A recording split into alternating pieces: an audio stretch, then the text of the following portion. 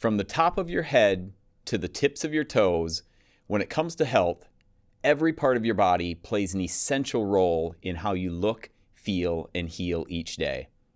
Today, we're diving into a holistic approach to health that goes beyond just what you eat or how you move. It's about caring for every inch of yourself, inside and out, from head to toe. Welcome to the Foundational Health Podcast, where we provide education and inspiration to help guide you on your journey to look better, feel better, and most importantly, heal better. Hello, and welcome to the Foundational Health Podcast. I'm Dr. Kevin Schultz, and today we're going to discuss some simple, low or no-cost tips and tricks to keep you and your family healthy from head to toe.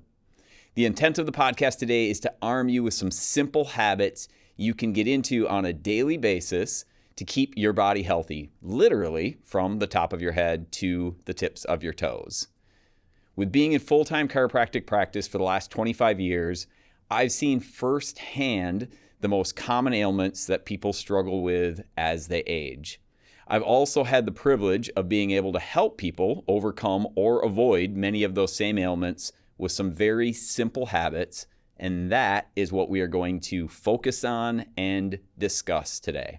So before we start with the head to toe discussion, let's start with an overview of the 5 pillars of foundational health, because I could give you the best tips and tricks to keep your feet, shoulders, and knees loose and strong, but if you continue to eat crappy food and you're dehydrated with a lack of sleep, I guarantee you're still going to have foot, shoulder, and knee problems no matter how much you focus on stretching and strengthening. As a reminder, before I jump into the 5 pillars, my first 5 podcasts that I did were devoted to each of these 5 pillars separately. So they are in order from 1 through 5 in the order that I'm going to discuss them today. So what I'm going to give you today, though, is some quick tips on each of the 5 pillars that I consider to be really the most important. So pillar number 1, nutrition. So for those of you that haven't listened yet to my nutrition podcast, highly recommend that. Or maybe for those of you that have listened but forgot, I'm going to review what I consider to be the most important and often most overlooked, under-talked about part of nutrition, at least in my opinion. You are what you eat.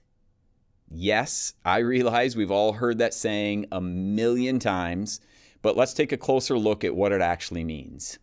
Did you know the cells in your body are constantly dying off and regrowing? Your body has approximately 30 trillion cells. 1/100th of them, which is approximately 330 billion, die off and are replaced daily. That's 330 billion cells dying off and replacing daily. So that means every 100 days, there's essentially a new you. Your body is constantly dying and regrowing. This is the healing process. So what are the building blocks for those new cells? Technically, it's every aspect of the 5 essentials. So they all play a huge role, meaning the oxygen, the nutrition, the amount of sleep that you get, all of that plays a huge role, without a doubt, in how those cells replace themselves and the health of those cells. But I would argue the biggest role is the nutrition we are putting into our bodies on a regular basis. So let's put a little critical thinking into this.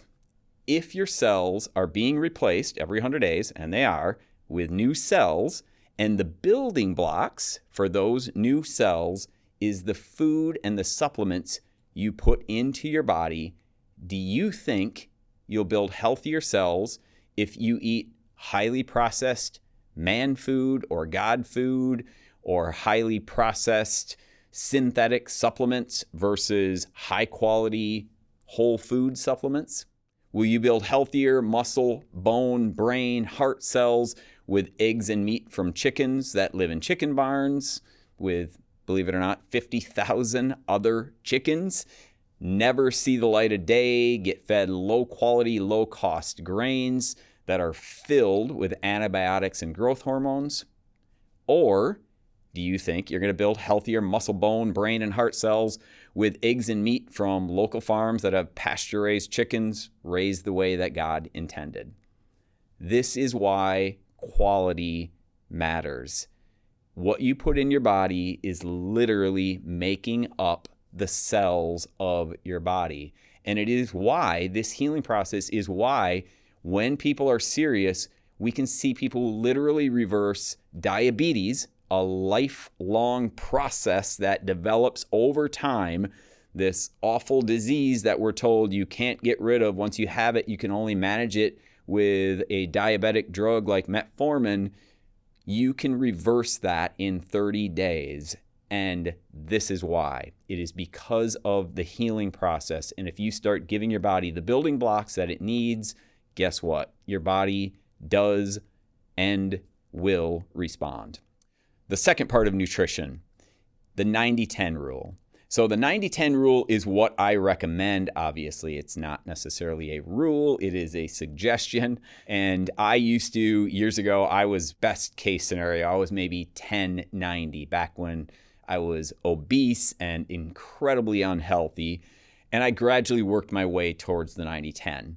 And that is what I recommend for everyone else, unless you're ready to go all in, but usually that doesn't work for most people. So if you're at 1090 right now, then maybe the goal for the next few months is to work up to 2080 and 3070. But you need to work at a pace you're comfortable with without getting overwhelmed, without being obsessed about it, just focusing on getting better every single day. My third reminder for my nutrition podcast is never shop hungry and never leave home without a cooler. All of the time, people say things to me like, how do you have such great willpower? How do you stay so disciplined on a regular basis? So here's the answer. If the processed crap isn't in your house, guess what? You can't eat it. I guarantee if my freezer was full of frozen pizzas and all of the other things that I used to eat, and if I still left home every day without a cooler of healthy food, I would very likely be obese again, just like I used to be. And this is a topic for an entirely another podcast, which I am going to do in the future. But genetically, I am highly predisposed to being obese, which makes sense because I can put on weight in a hurry. I don't see that anymore because I follow that 90-10 rule. But in the past, most people put on what they call the freshman 15. I put on 55 pounds before I started my freshman year of college. And I never knew how that was even possible. Now, recently having a genetic test, I see that I am, again, very prone to obesity because I have a gene that makes me very prone to obesity. So again, topic for a different podcast, but we're going to dive into that more later on. So the discipline starts in the grocery store with your buying habits. The discipline doesn't have to be in your kitchen. People will say all the time also to me, like, I'll go and eat half a gallon of ice cream at once, like I just have a craving for it. Well, guess what? If it's not in your freezer, you can't eat it. So the discipline starts in the grocery store, and then that starts with not going to the grocery store when you're starving and you're more likely to make really poor choices. Pillar number 2 is motion. You create your own energy. This is incredibly important to know. You literally create your own energy with movement.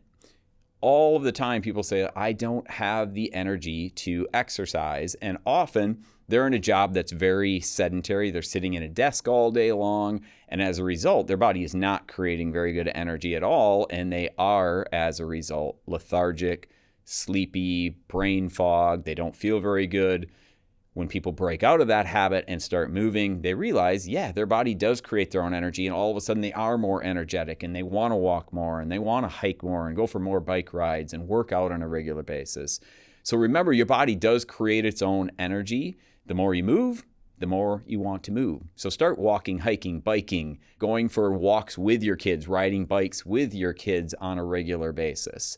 Resistance training, another huge part of motion. Resistance training means working out with resistance, of course.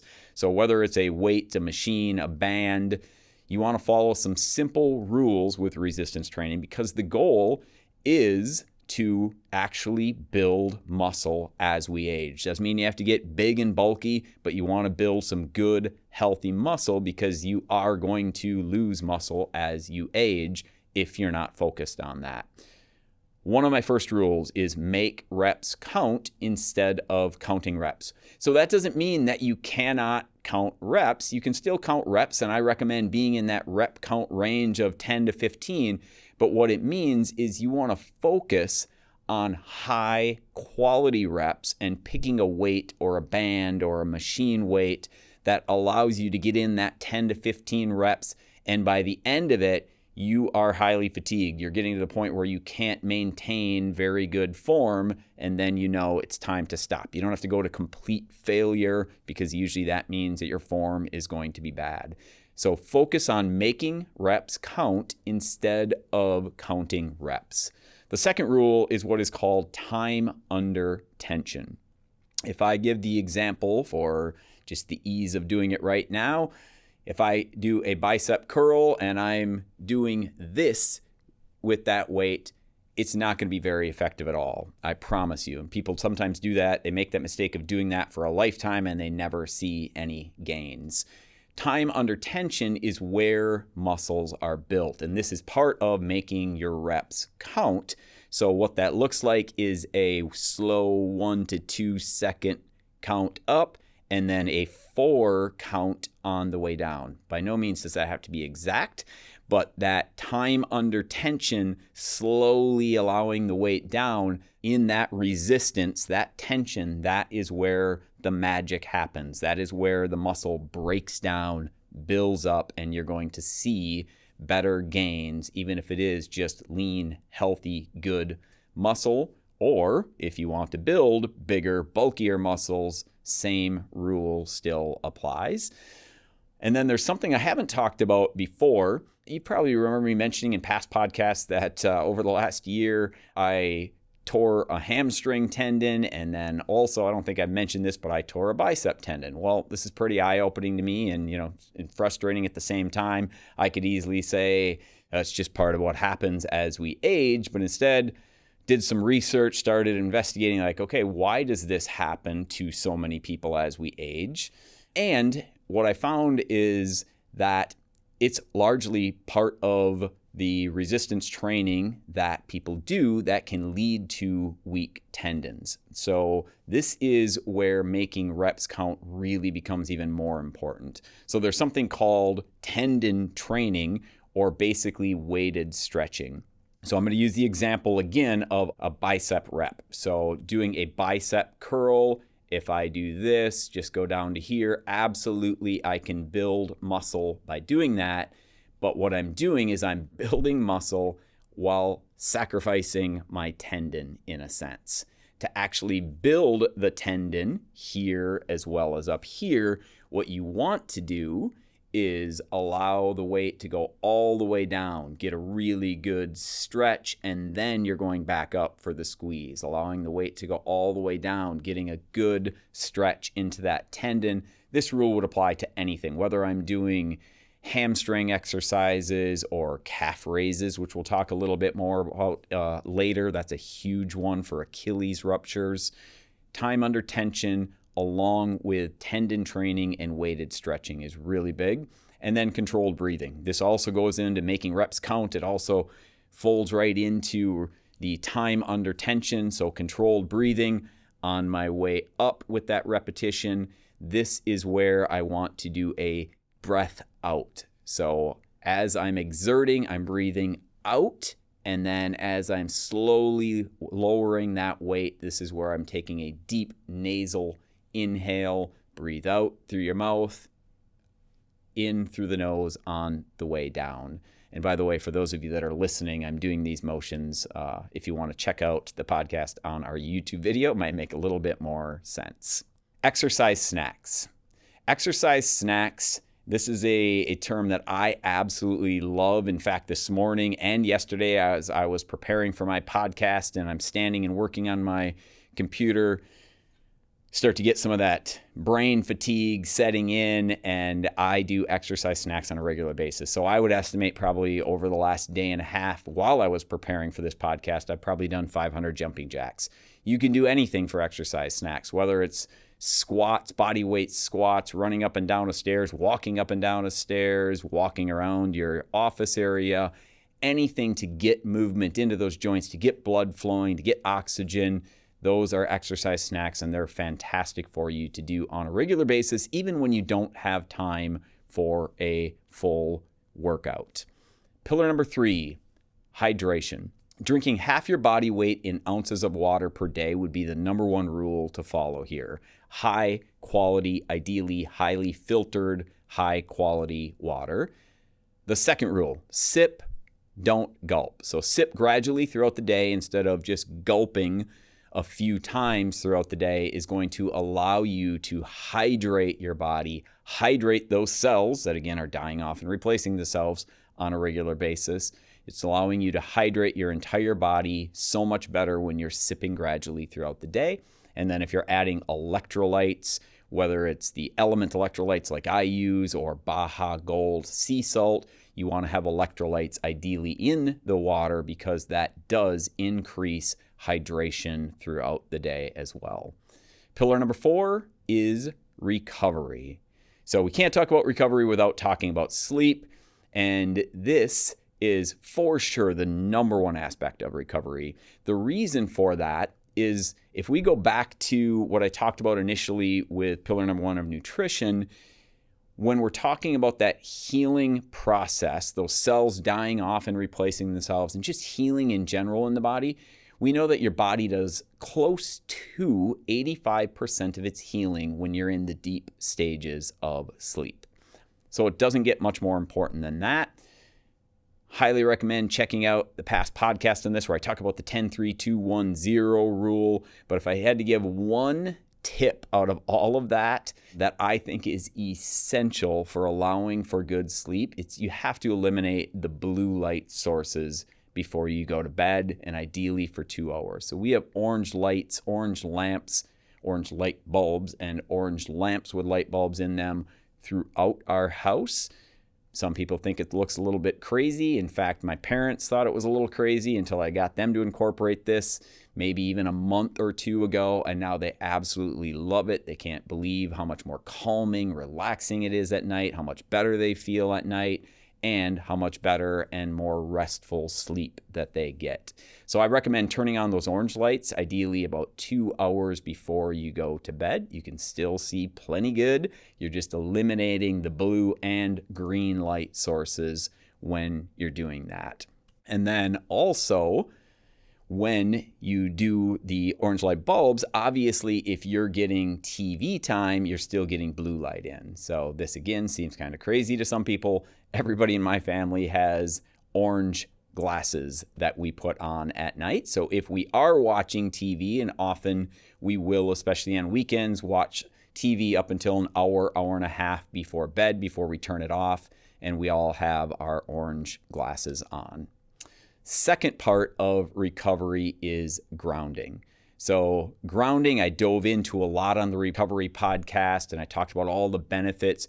Really, the simple science behind it is there are negative ions, which are a positive thing, a very healing thing to our body, even though it is called negative. So the negative ions come up through the Earth's surface into our body when we're properly grounding our body on the Earth's surface. So you can do this through grounding mats in your house and grounding bed sheets in your house, PEMF mats, which I have at home. You can also do this without any of those things, just getting your feet on the ground. And even if you can't get your feet on the very cold ground in the winter, then getting your bare feet on concrete is also very, very beneficial, and you still get all of those grounding benefits. Those negative ions are incredibly healing, and it's part of that healing process to our body. So many people find when they start grounding on a regular basis, they sleep dramatically better, which even ups the healing process. And then sunlight, huge part of recovery as well. Proper sunlight entering your eyes balances your circadian rhythm. If you remember, we have a circadian clock in every single cell in our entire body. Really, really fascinating. And those circadian clocks get very thrown off through blue light exposure all day long when we're not supposed to have that light exposure.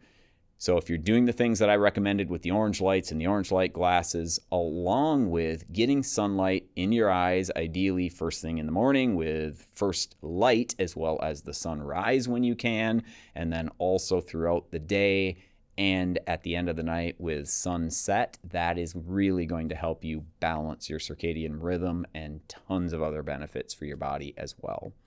Pillar number 5, intention. Feed your mind.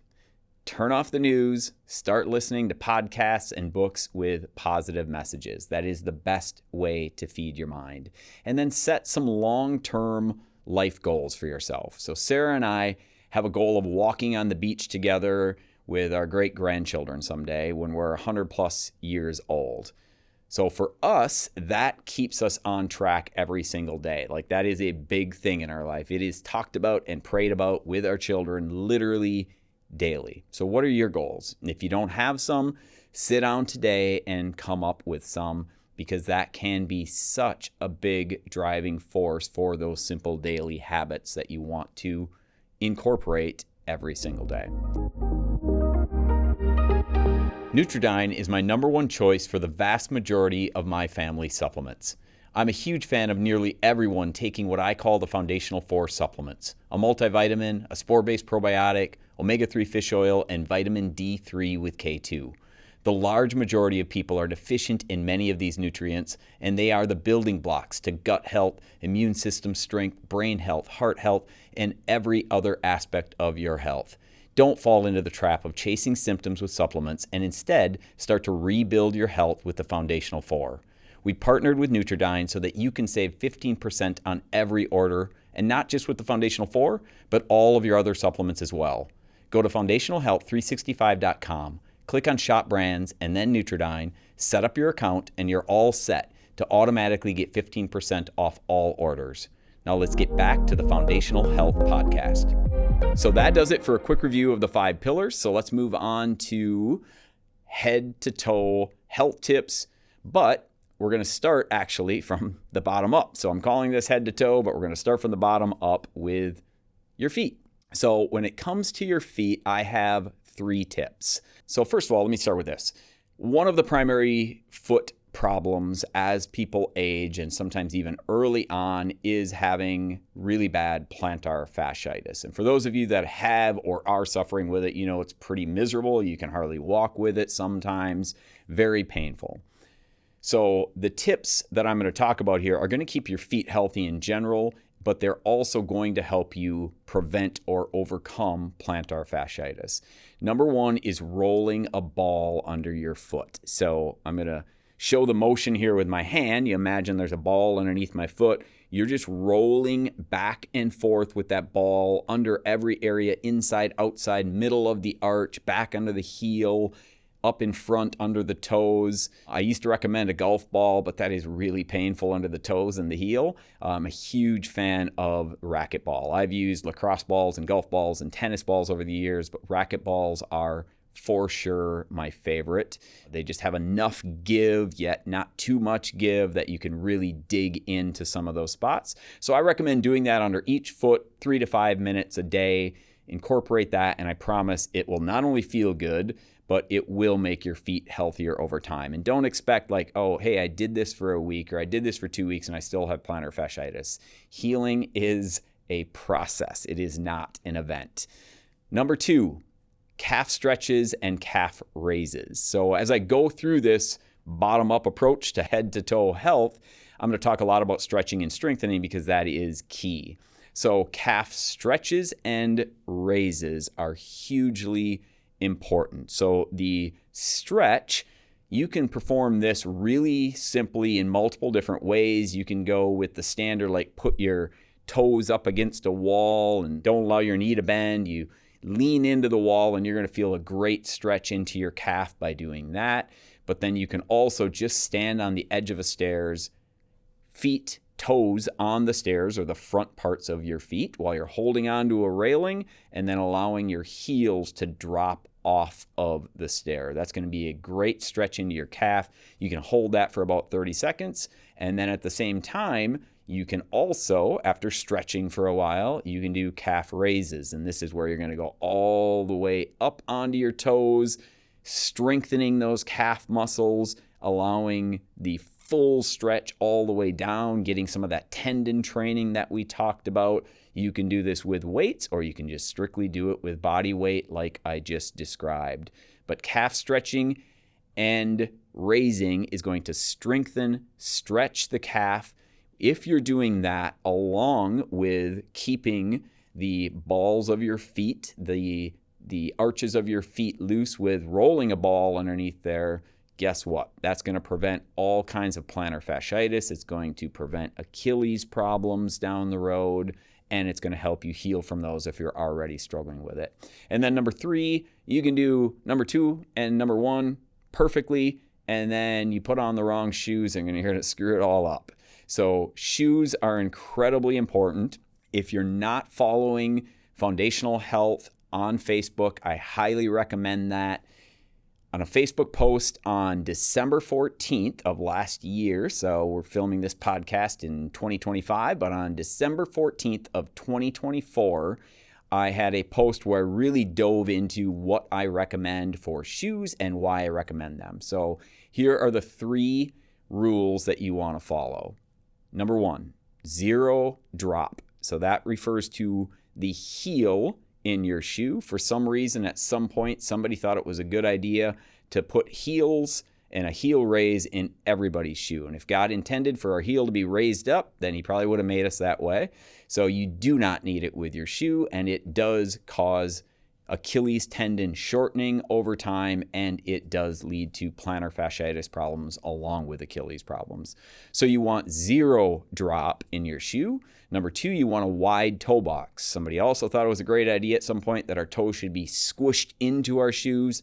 Horrible for your toes, horrible for your feet in general, and absolutely this leads to people having all kinds of toe problems, including bunions as they age. And then number 3, you want something that's flexible. So not just the 0 drop, not just the wide toe box, but something that really moves and flexes, because you have multiple bones in your feet and you want all of those bones to be able to move and flex with every single step that you take.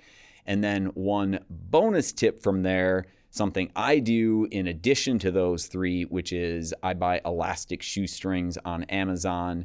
And then those elastic shoestrings really help your foot to be able to flex and move with every single step that you take. Those for me were a game changer. I just started doing that about a year ago. I can't even describe how much I love them and how much better my feet feel because of that. Moving on to knees. Number 1 tip with knees is stretch.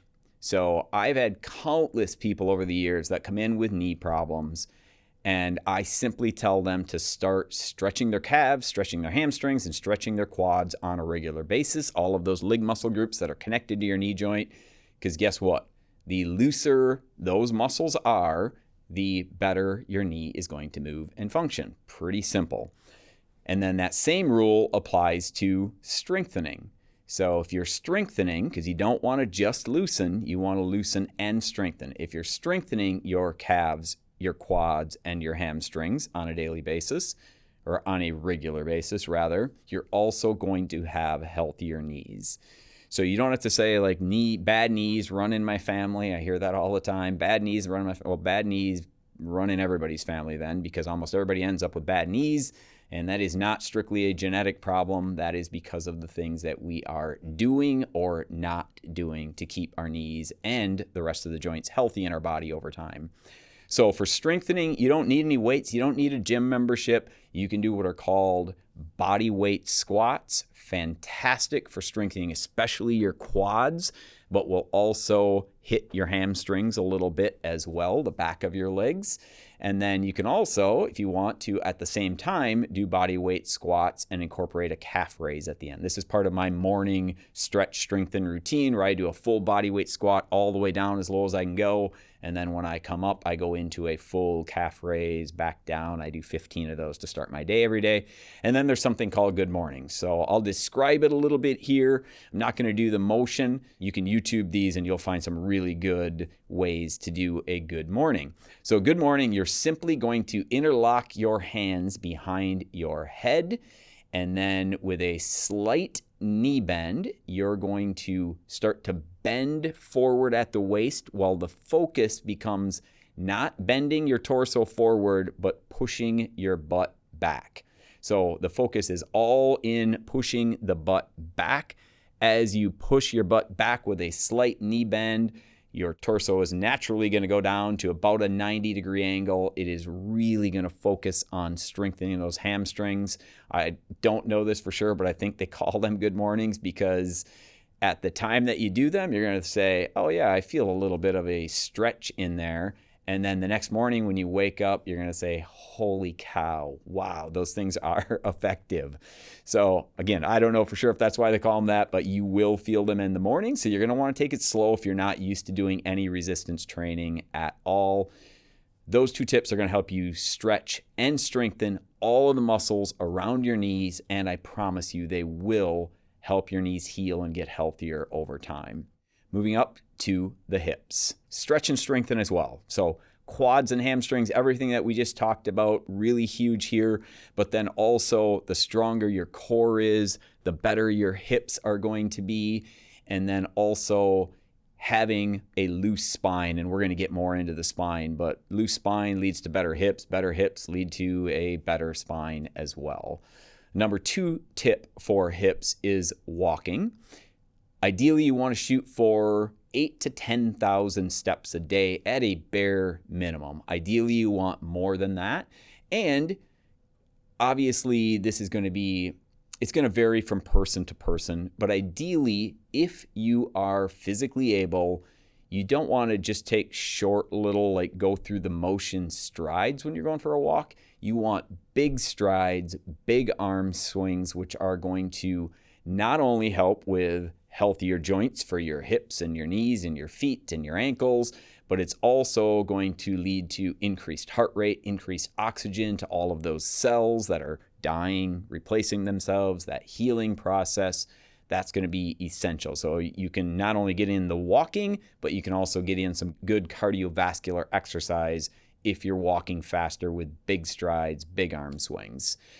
Number 3 for the hips, avoid sitting. Avoid sitting as much as you can. There's so much sitting that is unavoidable, like driving in our car, and some people are forced to sit at a desk all day long. But if you can avoid it, you want to. You want to be standing whenever possible, moving around whenever possible. That is where you're going to get the most benefit for not just your hips, but for your entire body.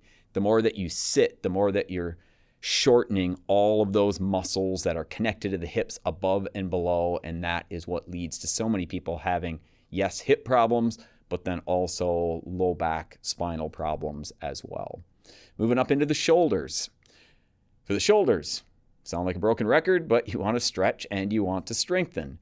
So for stretching for the shoulders, there's 2 different things here. So first, I'm going to describe hanging. Hanging has gained in popularity tremendously over the last few years. A lot of it is talked about like you gain grip strength when you're hanging. And hanging, by the way, is just simply that. You're hanging from your hands from a bar. So grabbing onto a bar above your head and hanging from that bar. It does increase grip strength, and there's tons of science, tons of studies that show that the stronger people's grip strength are, the better their quality of life as you age, and increases longevity as well. So when you're hanging, yes, it's great for your shoulders, but it's also great for your fingers, your wrists, your elbows, your spine, your hips, literally all the way down. You want to work up to the point where you can hang from 1 to 2 minutes. And I realize for some people that may sound insane. You might not even be able to hang for 5 seconds right now. This is where taking things slow and saying, okay, I can only hang for 5 seconds right now, or I can't hang at all. Well, as you lose weight, if that's your goal, as you get stronger, if that's your goal, then you want to continue to do this. And maybe a year from now, your goal is to be able to hang for 30 seconds or a minute. Nonetheless, you want to continue to work on it on a daily basis and continue to build that grip strength up and hang longer and longer and longer. And you will absolutely find this requires some good mental fortitude, mental toughness. You find out what you're made of, because you're going to want to give up after 10 seconds. Even if your arms and fingers aren't ready to give up yet, you're going to want to give up because of the burn that you feel in your forearms. So tough it out, work on that mental strength, that mental toughness at the same time that you're stretching those shoulders and the rest of your body. And then something else that I incorporate while I'm doing this, I call it health stack. So part of my health stack with hanging is I do a scissors type motion with my legs. And I'm hanging, by the way, from a bar in a doorway. So I can't have my legs fully extended, got them bent, but I'm doing the scissor motions with my legs to really focus on getting my hips to open up. I do that same motion forward and backwards with my legs, front to back, and then I also do a rotation with my hip. So there's all kinds of benefit to doing different motions as you're hanging. You don't just have to do a still hang, and it makes the time pass faster too. And then range of motion stretches. So range of motion stretches, I've talked about a lot in the past, and we're going to have a guide, a handout for you on our website that walks you through this. So I'm not going to walk you through that today, but even if you don't have that guide, even if you don't download any of our free guides, the range of motion stretches are just that. You're taking your shoulders through a range of motion, ideally every single morning, so that they get loosened up before you start the day. And if you focus on never losing those ranges of motion, guess what? You're going to keep your shoulders healthy long term. Number 2 is the strengthen part of it. And if you want the very simplest of strengthening your shoulders, just do front, side, and rear dumbbell raises. The shoulder muscles themselves are pretty small and do not require heavy weights when you're isolating them. So this is what dumbbell raises do, is they isolate those shoulder muscles. So a front raise you would have, and I'm doing this for those of you that are listening, but I'll try to describe it as well. You're going to have your thumbs pointing up on a front raise. So that front raise looks like this. I can't go up all the way because of my microphone, but that front raise, you're just going up with the thumbs pointing upward while you're holding onto the dumbbell. That helps isolate the front delts. With a side raise, you're going to have the thumbs pointing forward. So you're raising up like this.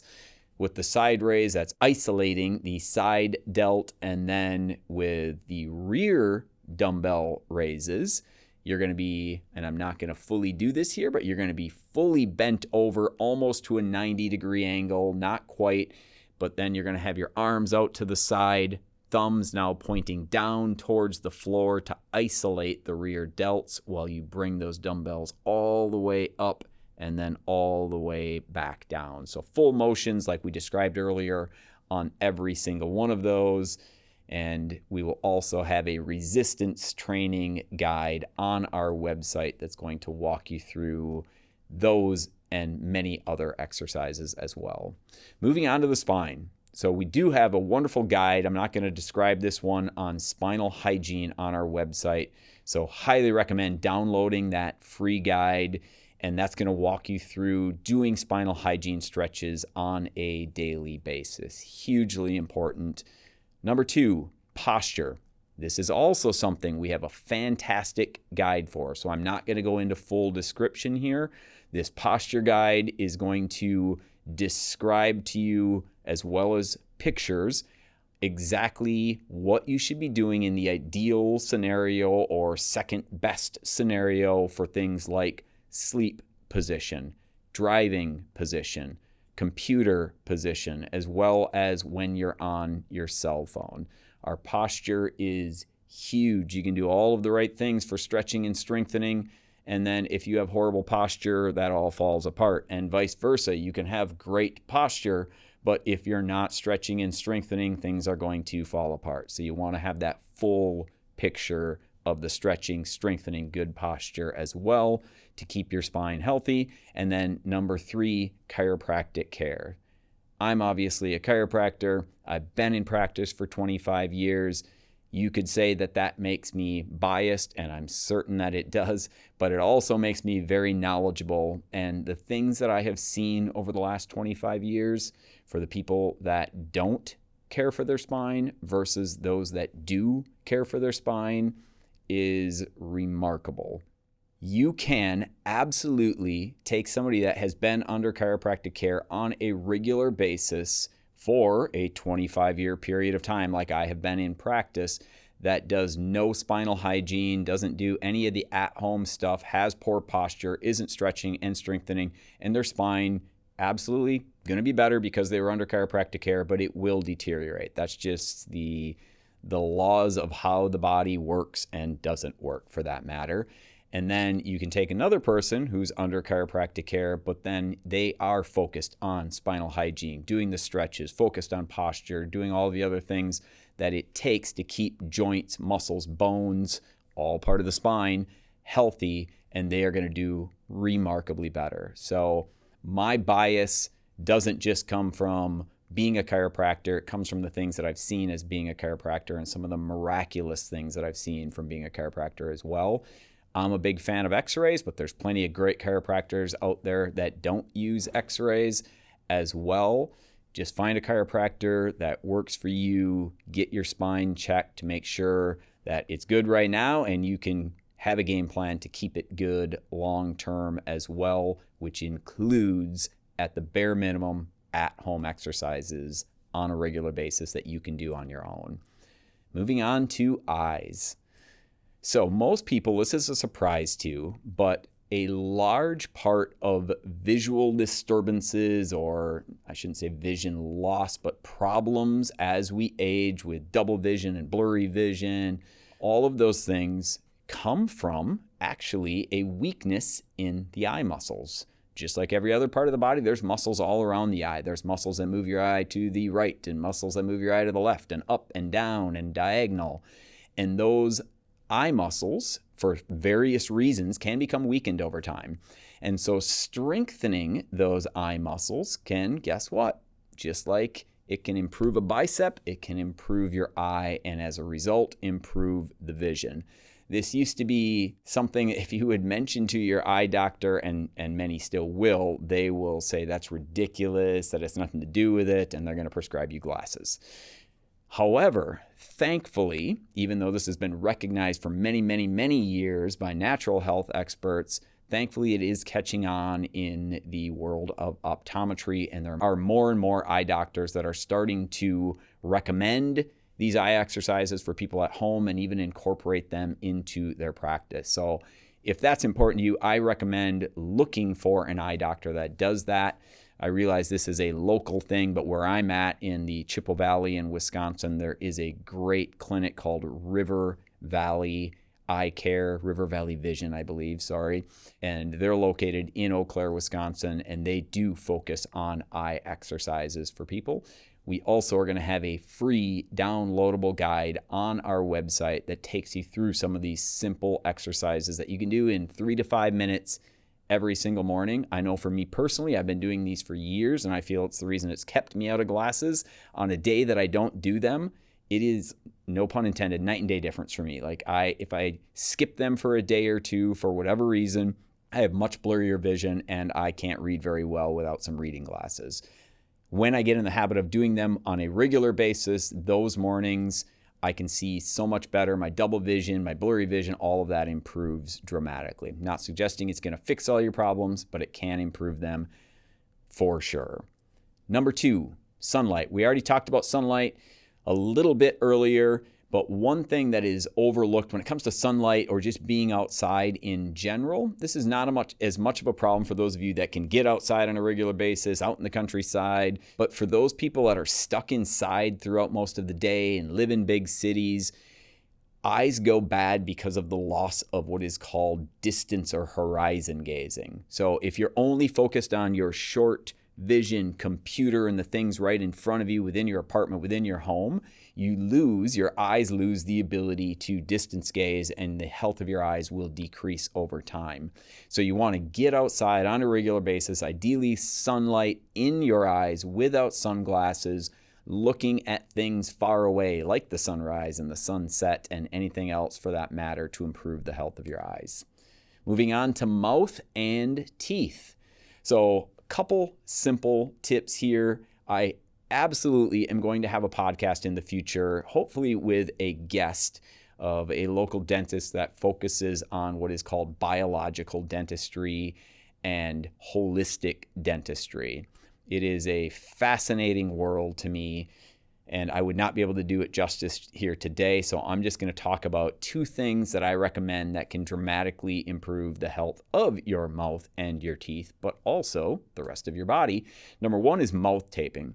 Mouth taping, and this is not during the day, you could do it during the day, but mouth taping at night while you sleep. So this is something my entire family does almost on a nightly basis. So mouth taping means exactly that. You're using this specialized tape that you put over your mouth, above and below the lips, and it stops you from opening your mouth as you sleep. First of all, that gets rid of, for a lot of people, snoring, because it forces you into nose breathing, and no, it is not dangerous unless you are incapable of breathing through your nose. It is not only not dangerous, it's incredibly beneficial for multiple reasons, including increased oxygenation to your body. It improves the health of your mouth and your oral biome. And I could go on and on. Mouth taping, forced nose breathing is fantastic for you. You will get deeper, better sleep because of it as well. Number two, avoid fluoride and other toxic chemicals in toothpaste like the plague. Avoid those things as much as you can. Most toothpastes on the market are absolute chemical concoction. So many horrible things in there, including fluoride, which I realize for people that are fully bought into the mainstream dentistry world, fluoride is the saving grace and it's the only reason that our teeth are healthy. But once you realize it is a neurotoxin, and no holistic dentist would ever recommend putting any amount of fluoride in your body or your children's body at any time, it can change your paradigm. So avoid fluoride toothpaste, avoid chemical toothpaste. The great thing is there's all kinds of wonderful ones that are out there right now if you know what to look for. Moving up to the brain. So with the brain, I am not going to go into detail on this because really it just comes down to if you're living the foundational health life by incorporating the things that I recommend from the 5 pillars, guess what? That nutrition, hydration, the motion, the recovery through sleep and other methods, as well as focusing on intention on a daily basis and lifelong goals and positivity, it's going to lead to a healthier brain. But if I had to give one tip, and this is based on science as well as my experience for allowing your brain to rest and heal at night, it goes back to avoiding blue light at night. So get those orange bulbs into your house, start using them, get some orange glasses if you're somebody that looks at cell phones, tablets, computers, and TVs late at night as well. Skin, hair, and nails. Same thing with the 5 pillars. I won't repeat it, but you have to live that 5-pillar foundational health life.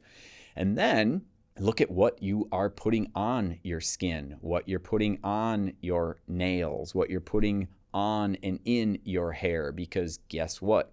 What you put on your body goes in your body, and it can even be more detrimental than what you're eating. When you eat, yes, horrible to eat bad things, but your body has the ability to take things through a detoxification process through your liver and your kidneys, and you can detoxify to an extent those chemicals. When you're putting it directly on your skin, it goes directly into your bloodstream, and it is much worse for you. So you want to seek out sunscreens and lotions and soaps and shampoos and cosmetics, makeups. You want to seek out natural, healthy, toxin-free sources of that. And another huge one that I have to mention is perfumes and colognes. Perfumes and colognes have something that is called fragrance in them. Fragrance sounds like this wonderful, innocent, wonderful smelling thing, but it is horrible, toxic, synthetic chemicals. Really, really bad stuff. Do some Google research on it. If you don't believe me, fragrance is really bad. You want to avoid it at all costs. Instead, you want to focus on things that have healthy essential oils in them.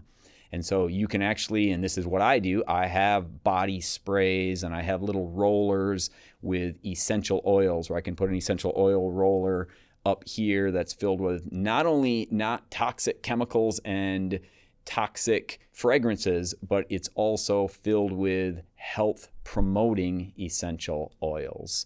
So really look at what you're putting in your body through your skin, hair, and nails on a daily basis, because I promise it does make a difference. So part of our goal at Foundational Health is to make things easier for those of you that want to continue to get healthier as you age. As a result of that, everything that I talked about today, I think without exception, or everything that I've made a reference to, we have a researched and a recommended product or more than one product available on our one-stop health shop, which you can find on our website, foundationalhealth365.com. The inspirational and educational takeaways for the day. I've got 3 of them for you today. As always, success equals simple habits performed daily over time. Focus on the big picture goal that we talked about earlier while doing the simple daily habits that will lead you to that goal. I promise that makes a difference. Focus on the big picture. Don't get caught up in the day-to-day. If you miss a day, you have a horrible day, don't beat yourself up. We all have those. Just move on. Focus on the big picture. Number 2, life is all about choices. This is something my wife Sarah and I talk about to our children probably on a daily basis, but obviously it holds true for us adults as well. You get to decide if the things that I talked about today are important enough for you to incorporate or not. That's not for me to decide. That's for you to decide. Are you going to give up your $8 morning coffee if that's part of your daily routine right now, or your trips through the fast food drive-through, which I used to do every single day, at least once a day for many, many years? Are you going to give those things up so you can afford some higher quality food or some new biohacking health tools that you've thought about getting? You get to decide, because life is all about choices for kids and adults. Number 3, you're a leader. If you have kids, grandkids, nieces, nephews, or any children around you for that matter, please also encourage them to start incorporating some of these healthy habits that we talked about today into their life as well. And remember to lead with your actions, not just your words. If you enjoyed today's podcast and you found it beneficial, I want you to think about who needs to hear this message. Be a leader for them. Drop them a text and tell them to check out the Foundational Health Podcast with Dr. Kevin Schultz on Head to Toe Health. Until next time, make health your hobby. Thank you for listening to the Foundational Health Podcast. As always, if you would like to learn more about making health your hobby, visit our website at foundationalhealth365.com and follow me on Facebook at Kevin Schultz DC Foundational Health.